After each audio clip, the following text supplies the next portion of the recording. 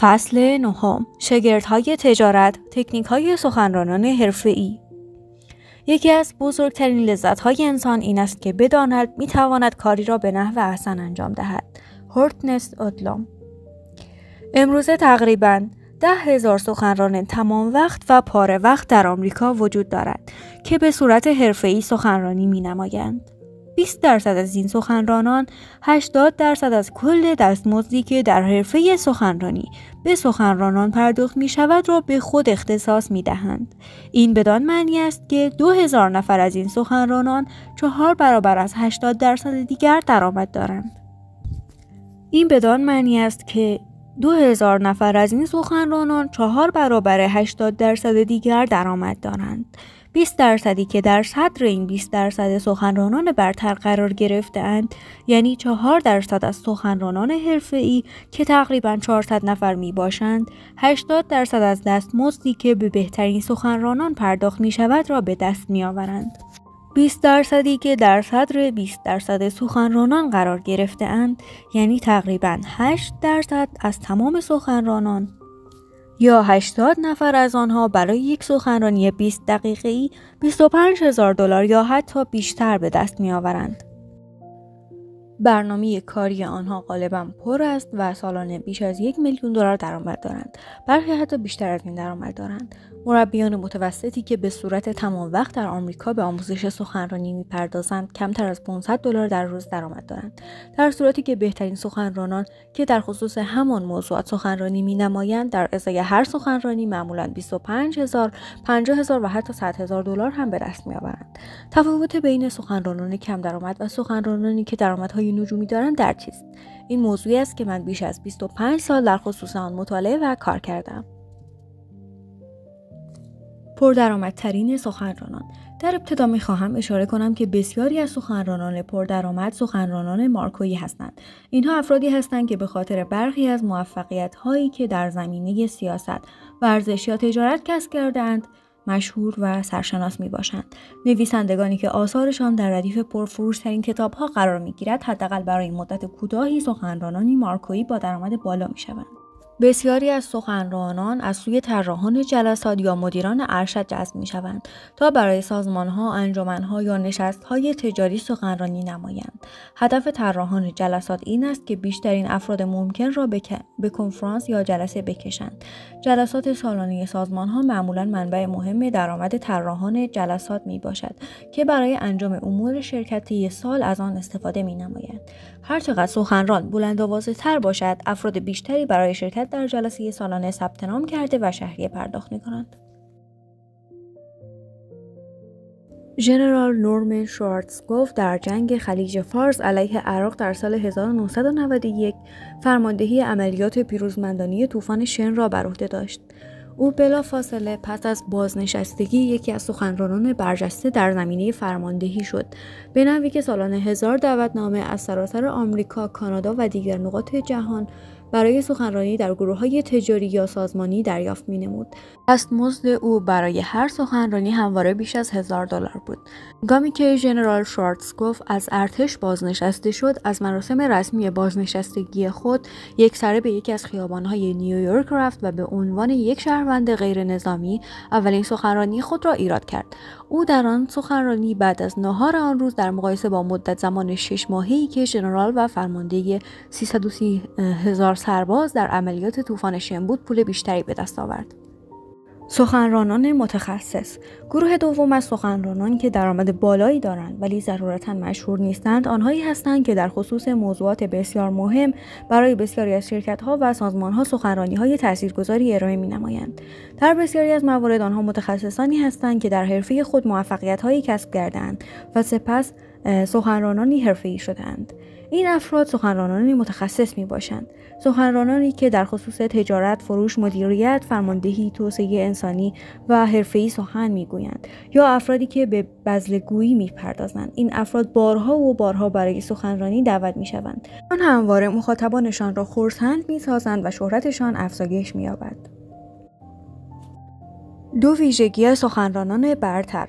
بهترین سخنرانان در هر مقوله‌ای که قرار بگیرند، مارکویی یا غیر مارکویی، 2 ویژگی مهم دارند. یک انرژی و نشاط بالایی دارند. آنها با مخاطبان خود وارد یک مکالمه سرشار از شوق و اشتیاق می‌شوند. آنها افرادی خونگرم، صمیمی و دوست داشتنی هستند. حضور در جمع مخاطبان برایشان مایه خوشحالی است و از اینکه ایده‌هایشان را با کسانی در میان می‌گذارند که با آنها رفتاری دوستانه دارند لذت می‌برند. 2. محتوای عالی و ارائه خوب مطالب.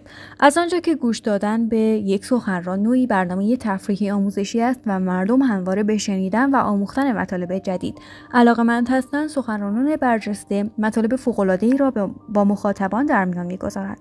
سخنرانان فقط در صورتی به موفقیت طولانی مدت دست می‌یابند که سخنرانی‌های مؤثر و مطرحی در حضور دیگران ارائه کنند. افراد بایستی سرشان را به نشانه تحسین و تایید تکان بدهند و از آن سخنران تعریف و تمجید نمایند. آنها بایستی مشتاقانه در انتظار سخنرانی‌های بعدی او باشند. کارهای دیگری که سخنرانان برجسته با مهارت انجام می‌دهند و دلیل اینکه شما هم باید این کارها را با مهارت انجام بدهید. حتی اگر در نظر نداشته باشید در آینده یک سخنران حرفه‌ای بشوید، دانستن اینکه چه چیز موجب محبوبیت سخنرانان حرفه‌ای در بین مخاطبان می‌شود به شما کمک می‌کند در محافل خودتان سخنرانی بهتری ارائه نمایید. در اینجا به برخی از قواعدی که آنها را به کار می‌بندند اشاره می‌کنم. طراح جلسه را خرسند نمایید. در حرفه سخنرانی، کلمات مهمترین عامل تعیین کننده در دعوت مجدد از شما می باشند. یک طراح جلسه قبل از اینکه با یک سخنران قرارداد ببندد، به ویژه سخنرانی که دستمزد زیادی مطالبه می کند، بایستی متقاعد شود که وی توانایی جذب حداکثری شرکت کنندگان و جلب رضایت آنها را خواهد داشت. به همین خاطر ما اغلب میگوییم در حرفه سخنرانی وظیفه سخنران این است که کاری کند که طراح جلسه فرد لایقی به نظر برسد.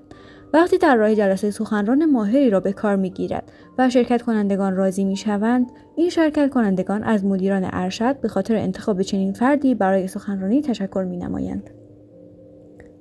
در نتیجه طراح جلسه فرد لایقی به نظر میرسد و غالباً ارتقا می‌یابد یا پاداش دریافت می‌کند و در چنین شرایطی در موارد بعدی نیز از آن سخنران دعوت می‌شود و به دیگران توصیه می‌شود که از وی دعوت به عمل آورند. به عنوان مثال، یک بار از من دعوت شد در جلسه سالانه شرکت فورچن 1000 سخنرانی نمایم. منشی رئیس شرکت از هواداران من بود و برای افراد خانواده‌اش تعریف کرده بود که از اطلاعات من بهره مند شده است. او به رئیس شرکت پیشنهاد کرده بود که من سخنرانی اصلی جلسه آتی شرکت باشم. رئیس شرکت چیزی در مورد من نشنیده بود و تمایل نداشت فردی را که نمی‌شناسد برای چنین جلسه مهمی دعوت نماید. با این وجود وی رئیسش را متقاعد نمود که من می‌توانم گزینه مناسبی برای این کار باشم. سخنرانی فوق‌العاده خوب برگزار شد و من با تشویق ایستادگی تماشاگران مواجه شدم. چند هفته بعد نامه‌ای از منشی مزبور دریافت داشتم که در آن نوشته بود رئیسش از سخنرانی من بسیار خوشش آمده و وی را به یک شغل مدیریتی ارتقا داده و حقوقش را به میزان $4000 افزایش داده است. شهرت یک سخنران چه از بعد مثبت آن و چه از بعد منفی آن به سرعت گسترش می‌یابد. قاعده این است که معمولاً از روی آخرین سخنرانی شما در مورد شما قضاوت می‌شود. قبل از اینکه کسی از یک سخنران حرفه‌ای دعوت به عمل آورد، باید متقاعد شود که رئیس و مخاطبش از نتیجه سخنرانی وی راضی و خوشنود خواهند بود. با سخنرانان دیگر ملاقات کنید. حتی اگر هدف شما فقط این باشد که در محافل اجتماعی یا شغلی خودتان به نحو مؤثری سخنرانی نمایید، باز هم باید از سخنرانان حرفه‌ای برجسته الگو برداری کنید. شما نیز باید مثل آنها در هر سخنرانی یا سمیناری با نهایت قدرت ظاهر شوید. یادداشت برداری نمایید. ببینید سخنرانان قبل از آغاز سمینار چگونه با مخاطبان برخورد می‌نمایند و چگونه سخنرانی خود را ارائه می‌دهند. وقتی در هر نوع سخنرانی یا سمیناری حاضر می‌شوید، نهایت سعی خود را بکنید تا شخصاً با فرد سخنران ملاقات کنید و با او دست بدهید. از او به خاطر حضورش تشکر نمایید. به او بگویید که مشتاقانه منتظر شنیدن حرفایش هستید. در این نوع رابطه شخصی نکاتی وجود دارد که به شما کمک می‌کند سخنران خوبی شوید. برای مطالعه، تحقیق و آمادگی وقت بگذارید. سخنرانان مارکویی و حرفه‌ای برای اینکه درآمد بیشتری کسب کنند و مورد تشویق مخاطبان قرار گیرند، باید از چندین قاعده تبعیت کنند. اولا همون گونه که بارها گفتم، سخنرانان حرفه‌ای برجسته خودشان را کاملا آماده می‌نمایند. صرف 10 ساعت وقت برای مطالعه، مرور، بازسازماندهی و تمرین برای ارائه یک سخنرانی 1 ساعته چیز غیر معمولی نیست. سخنرانان برجسته هر چیزی را که در خصوص مخاطبان به دست می‌آورند مورد مطالعه قرار می‌دهند. آنها در خصوص سن، شغل و سوابق افرادی که در سخنرانی حضور خواهند یافت سوال می‌کنند. همچنین در خصوص سخنرانی قبلی که برای گروه مزبور سخنرانی کرده‌اند و واکنش مخاطبان نسبت به آنها سوال می‌کنند. آنها دوست دارند در خصوص درآمد و مسئولیت‌های افراد حاضر اطلاعاتی را به دست آورند. سخنرانان حرفه‌ای بروشورها و سایر منابع اطلاعاتی شرکت را مورد مطالعه قرار می‌دهند و وبسایت آن را به دقت مرور می‌نمایند. آنها در خصوص زمینه فعالیت شرکت یا سازمان مزبور مطالعه می‌نمایند و با پدیده‌ها و روندهای عمده آن صنعت آشنایی حاصل می‌نمایند. هدفتان را مشخص کنید.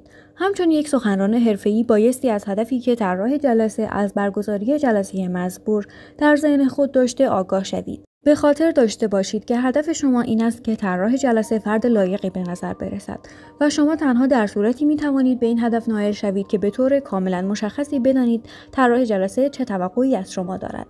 من همواره قبل از سخنرانی از مشتری‌هایم می‌پرسم توقع دارند افراد پس از شنیدن سخنرانی من چه بگویند و چه کاری انجام دهند.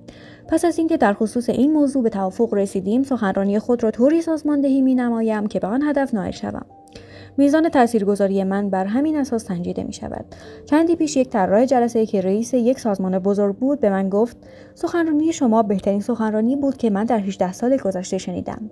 شما به تمامی نکاتی که ما پشت تلفن بحث کرده بودیم اشاره کردید. دقیقاً همان گونه که وعده داده بودید. او ادامه داد که بسیاری از سخنرانان دیگر وعده داده بودند که مطالب خود را با نیازهای خاص گروه مزبور هماهنگ سازند، ولی در عمل چنین کاری نکرده بودند. بسیاری از سخنرانان بر این باورند که پیدا کردن مخاطب جدید از پیدا کردن مطالب جدید آسان‌تر است. افرادی که چنین باوری دارند ایده‌های قدیمی خود را بارها و بارها تکرار می‌کنند بدون اینکه توجهی به مخاطبان بنمایند، ولی آنها در حرفه سخنرانی چندان ماندگار نمی‌شوند. زبان خاص شرکت را یاد بگیرید. هر شرکت یا سازمانی زبان خاص خود را دارد که با پیشینه، فرهنگ و رویدادهای جاری آن شرکت یا سازمان شکل می‌گیرد. یک سخنران خوب آنقدر با شرکت یا سازمانی که در آن سخنرانی می‌کند آشنایی حاصل می‌نماید که مخاطبان احساس نمایند وی مشخصاً در شرکت یا حرفه آنها کار می‌کند. مطالب خود را برنامه‌ریزی و سازماندهی نمایید. سخنرانان حرفه‌ای سخنان خود را از قبل به خوبی برنامه‌ریزی و سازماندهی می‌نمایند.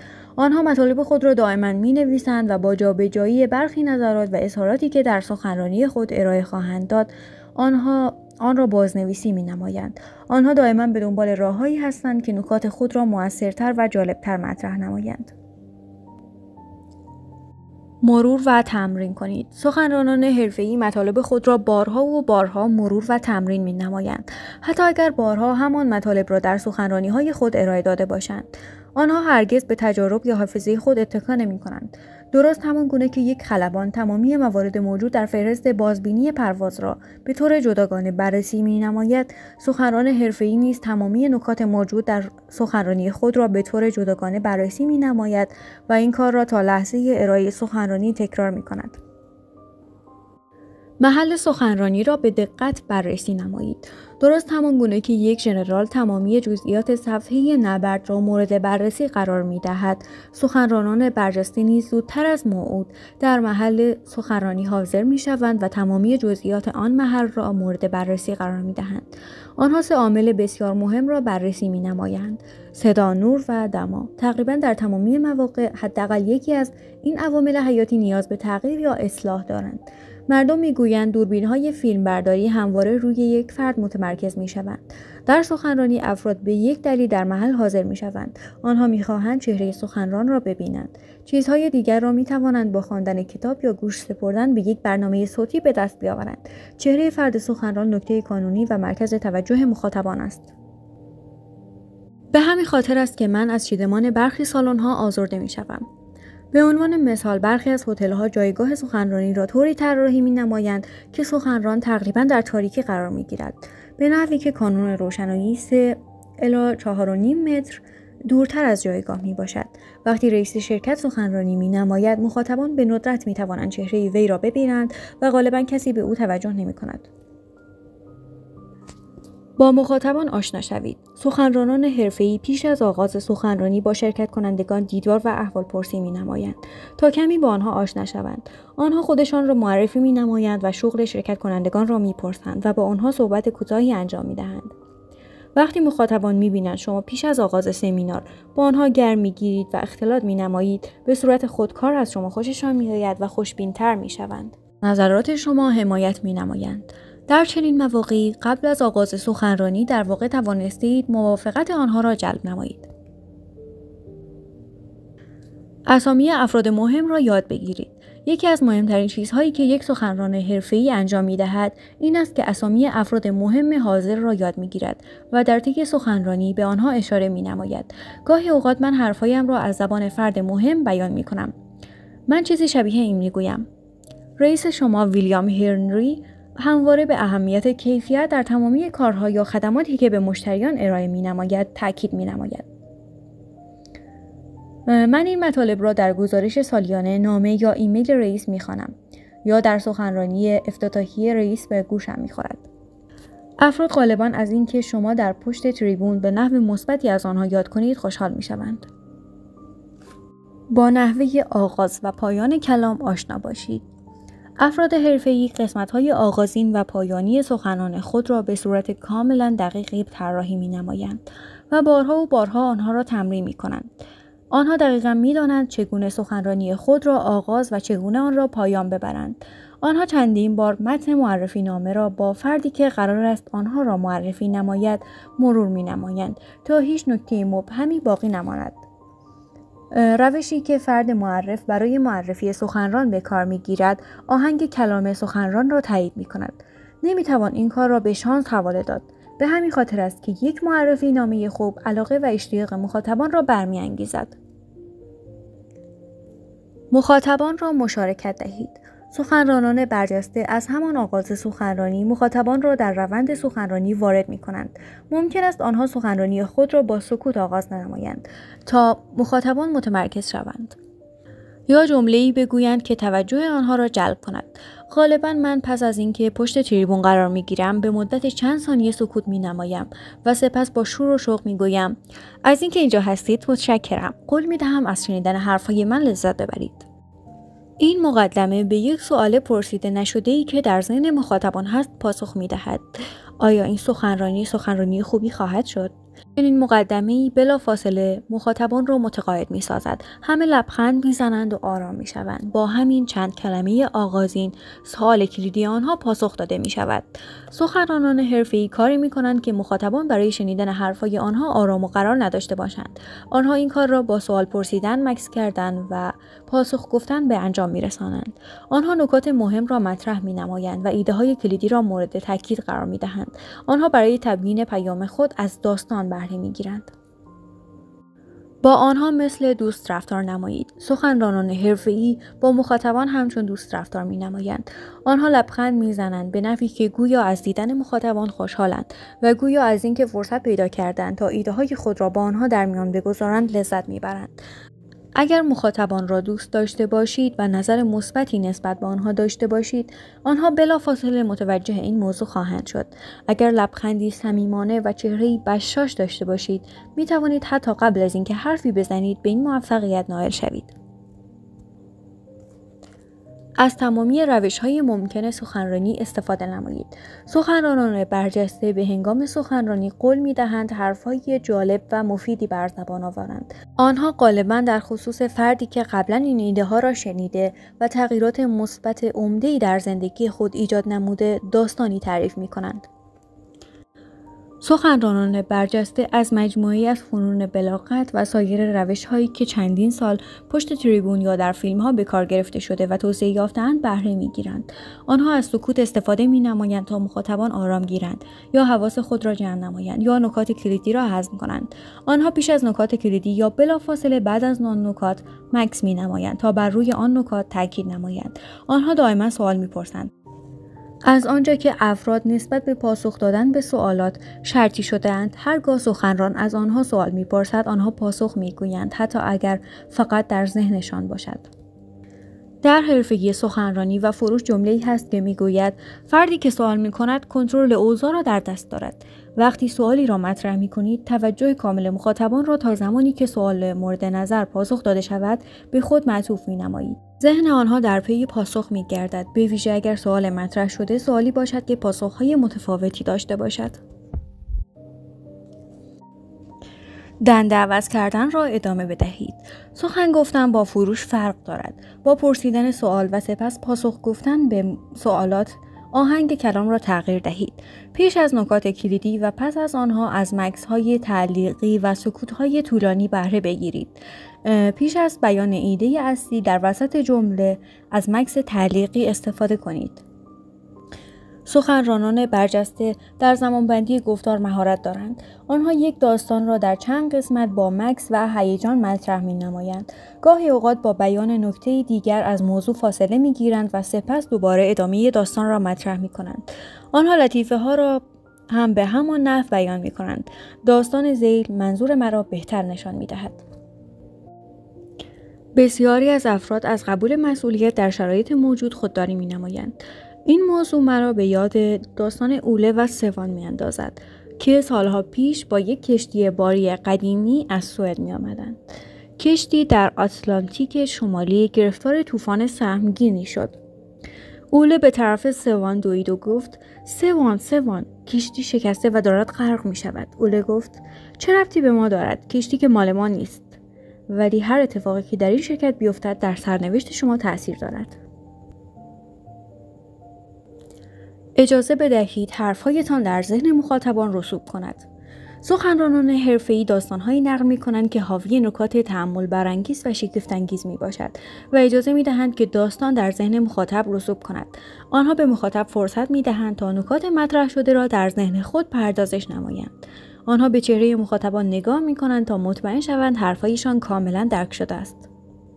به همین نحو وقتی لطیفه‌ای را تعریف می‌کنید، نباید قواعد را زیر پا بگذارید.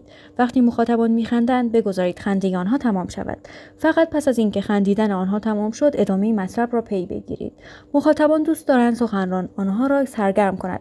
آنها از خندیدن لذت می‌برند. فرصت اندیشیدن، تعمق و خندیدن را از آنها دریغ نکنید. هم از صدا و هم از زبان بدنتان استفاده کنید. سخنرانان حرفه‌ای کمی بلندتر حرف میزنند. این امر بیانگر اعتماد به نفس آنها در خصوص موضوع سخنرانیشان میباشد. آنها با حرکت دادن دستهایشان، تکان دادن سرشان، لبخند زدن و تحرکی بیشتر از زبان بدن بهره میگیرند. به عنوان مثال، وقتی می‌خواهید نکته مهمی را مطرح نمایید، دست‌هایتان را از هم باز کنید یا صدایتان را بالا ببرید. هرگاه می‌خواهید صمیمیت خود را نشان بدهید، به طرف آنها خم شوید و انگشت دست‌هایتان را در هم قلاب کنید. پس دست‌هایتان را بیاندازید. وقتی صحبت می‌نمایید، حالت عادی بدنتان باید این گونه باشد که دست‌هایتان در دو طرف بدنتان آویزان نمایید. برای تاکید بر روی نکات کلیدی می توانید به آرامی نوک انگشتان خود را لمس کنید. سر و چانه خود را بالا بگیرید تا با این کار نشان دهید به حرفای خود اطمینان دارید. از صمیم قلب به مخاطبان لبخند بزنید. مثل بابا نوئل چشمک بزنید. لذت ببرید. سرحال و خوشحال باشید. طوری صحبت نمایید که گویی این سخنرانی یک تجربه شگفت‌انگیز برای شماست و شما از هر دقیقه آن لذت میبرید. جمع‌بندی: در تحلیل نهایی تنها راه حرف زدن می باشد. هرگاه شما با مد نظر قرار دادن بیش از پیش این ابزارهای سخنرانی حرفه‌ای در عملکرد خود بارها و بارها آماده شوید، تمرین نمایید، مرور کنید، به زودی به یکی از سخنرانان افسونگر تبدیل خواهید شد که بارها برای سخنرانی دعوت خواهید شد و هر بار پول بیشتری به دست خواهید آورد. پایان.